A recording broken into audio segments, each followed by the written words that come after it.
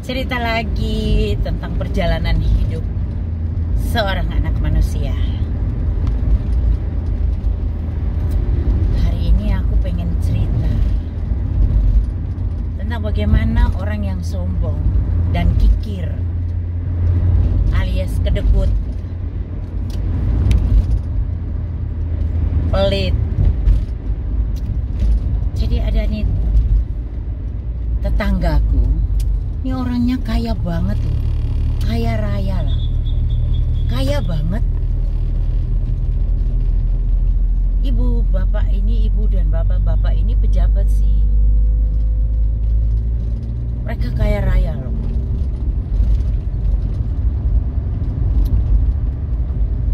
Ibunya ini aduh, kalau sama orang itu suka anggap remeh orang lain gitu, nggak dianggap, sombong dianya. Kalau dia arisan gitu, wah, flexing nomor 1.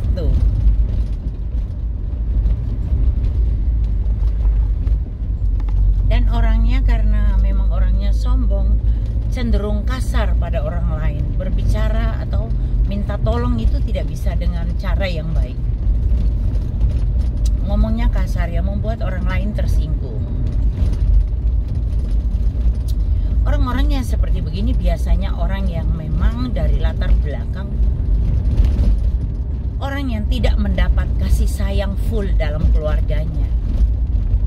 Entah mungkin tidak dapat kasih sayang dari orang tuanya, kemudian tidak mendapat kasih sayang cinta dari suaminya, anak-anaknya, sehingga cenderung bersikap seperti begitu terhadap orang lain, ya.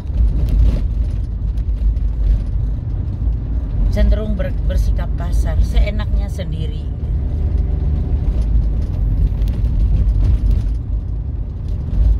Nah, dengan berjalannya waktu adalah waktu di mana roda kehidupan itu berputar. Ada saat kita di atas, ada saat kita di bawah. Hati-hati kalau lagi di roda pas posisi kita di atas loh. Kita kasih tahu hati-hati. Karena kalau sudah di bawah nggak enak loh. Jatuh itu nggak enak loh. Makanya nggak perlu sombong lah dalam kehidupan kita itu. Kita nggak perlu sombong lah. Mau sombong ngapain? Ngapain sombong juga ya? Heran kalau saya lihat ada orang sombong, flexing kekayaannya. Aduh, kasihan deh. Mati nggak bawa apa-apa. Kamu nggak bawa apa-apa loh matinya. Oh, jangan kayak gitu.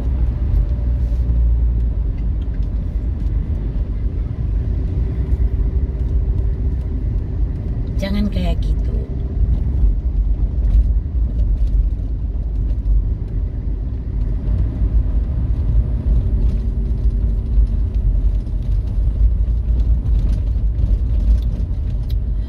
Nah, akhirnya ceritanya suaminya meninggalkan dia dan menceraikan dia. Suaminya meninggalkan dia, suaminya selingkuh, suaminya punya perempuan lain, dan dia ditinggalkan. Tapi dia tidak bodoh, ini orang pintar dia. Dia mengancam suaminya. Kalau kamu tidak menyerahkan semua milik kita berdua sama aku, lihat aja nanti. Ya suaminya nggak berani lah, akhirnya suaminya serahkan.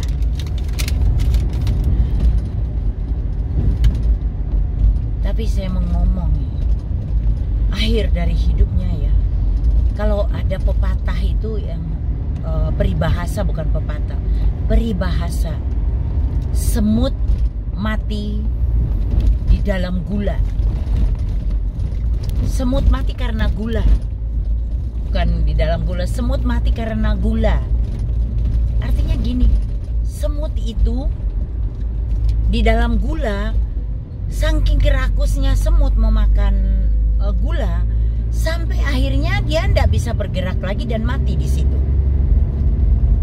Saking saking serakahnya. Nah, begitu juga manusia, janganlah sampai seperti semut mati dalam gula. Semut mati karena gula. Jadi dia setelah tinggal sendirian, sakit penyakit mulai menimpa dia. Waktu dia masih sehat gitu ya, dia punya uang banyak, tapi dia sama sekali tidak bisa menikmati hidup. Saking kedekutnya, saking pelitnya.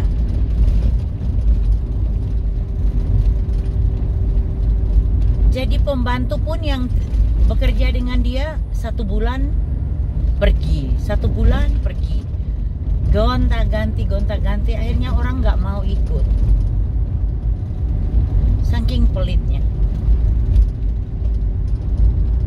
Dan dia mati itu, dia meninggalkan semua harta, uang, harta, seluruh harta, yang menikmati perempuan yang baru yang sama suaminya. Aduh, benar-benar semut mati karena gula, saking pelitnya. Jangan pelitlah jadi manusia. Kita hidup itu harus jadi berkat. Jangan pelit, jangan kedekut. Orang kedekut itu tidak baguslah hidupnya nanti. Karena apa yang kau tabur, itu yang akan kamu tuai. Kamu tabur kebaikan, suka memberi, Tuhan juga akan balas berkali-kali lipat kali ganda. Kalau kamu kedekut, pelit, ya sudahlah.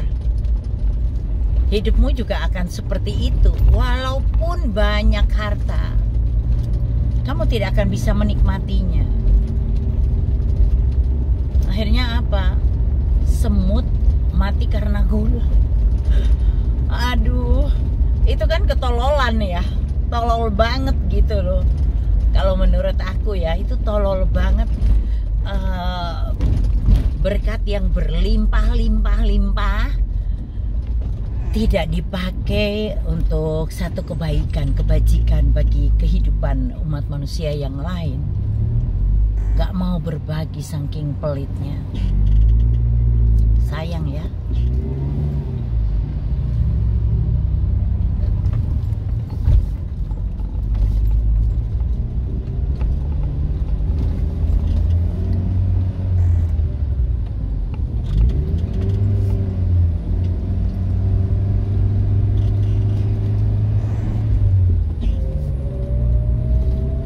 Saya fokus di jalan, sorry, karena jalannya berlubang-lubang. Saya harus pelan-pelan.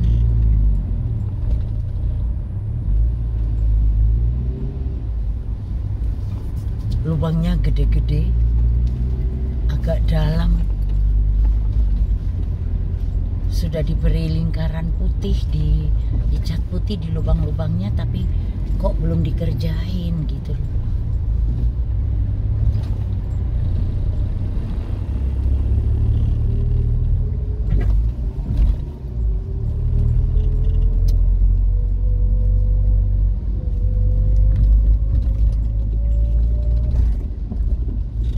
Intinya kalau kita jadi manusia, dikasih berkat sama Tuhan, dikasih rezeki sama Tuhan yang lebih dari orang lain, harusnya kita punya hati juga untuk orang lain, mau berbagi sama orang lain. Apalagi kalau kita orang Kristen ya. Kalau kita orang Kristen yang mengaku pengikut Yesus ya, harus menjadi pelaku firman. Artinya Tuhan Yesus itu tidak nyimpan harta. Tuhan Yesus itu dia selalu memberi dan memberi. Apa yang dia dapat, dia selalu memberi buat orang lain juga. Apalagi kasihnya ya, tak terbatas.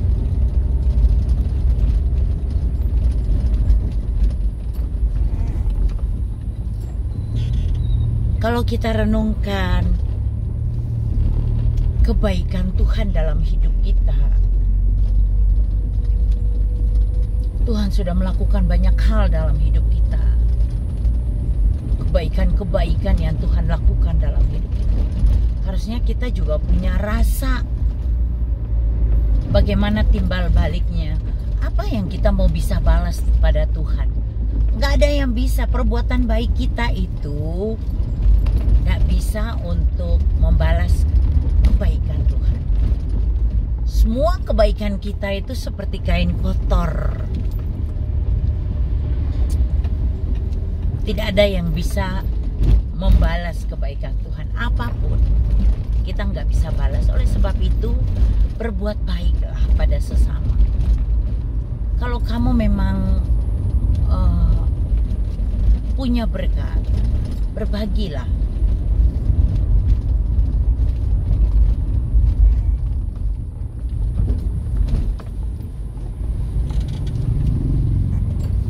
Karena apa yang kamu tabur akan kamu tuai. Tidak mungkin orang menabur tidak menuai. Gak mungkin.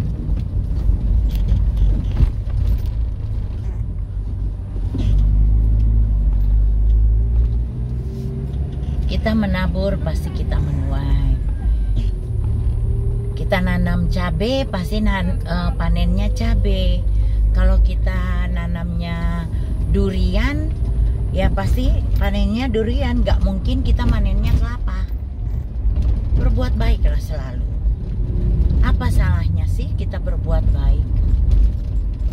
Apalagi satu hal itu perbuatan baik yang untuk kemuliaan nama Tuhan. Kita punya berkat, berbagilah untuk kemuliaan nama Tuhan. Jangan kita pelit. Orang pelit itu sengsara hidupnya. Selalu menjadi tantangan bagi orang-orang yang di dekatnya. Kalau orang pelit, mungkin keluarganya, tetangganya, lingkungan kerjanya. Kalau orang pelit itu pasti dirasanin, diomongin di belakang. Berbuat baik saja kita sering masih dirasanin orang, apalagi kalau kita berbuat jahat, ya kita pelit, hatinya busuk.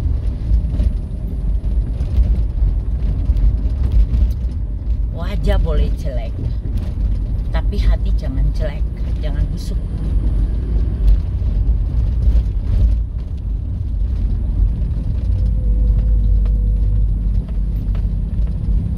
Oke. Hari ini cerita tentang kisah perjalanan hidup anak manusia yang seperti semut mati karena gula. Terima kasih ya sudah nonton, terutama yang sudah subscribe, yang suka jadi follower saya. Terima kasih banyak sudah dukung saya dalam pelayanan ini. Tuhan Yesus selalu memberkati.